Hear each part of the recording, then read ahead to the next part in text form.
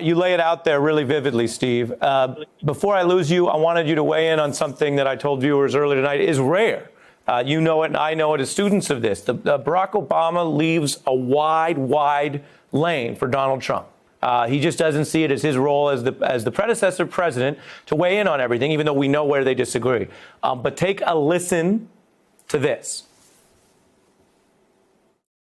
It would have been bad even with the best of governments. It has been an absolute chaotic disaster when that mindset of what's in it for me and to heck with everybody else, when that mindset is operationalized in our government. That is new leaked audio to Yahoo News from a call the president was on. I just have about 30 seconds, Steve, but your reaction to that rare rebuke spilling into public by former President Obama.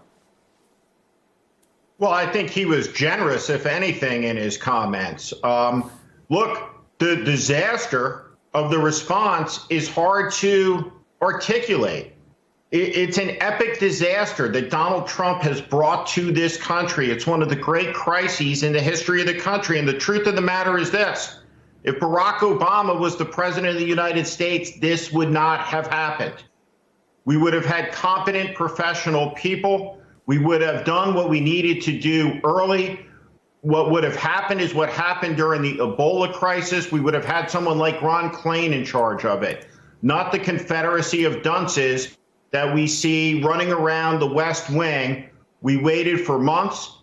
We see the Blame China campaign starting, but it is the ineptitude and incompetence of Donald Trump, period, full stop, that is responsible for the catastrophe in this country, and no amount of gaslighting, delusion, fantasy happy talk changes that reality on a day-to-day basis, as we will recover from this over a period of years, because of the 2 months where Donald Trump was on a revenge mission, hate tweeting, and paying attention to all manner of stupidity, everything except his essential duties, which were to protect the American people. And he has failed his duty in a way that no president in the history of the American Republic ever has, period.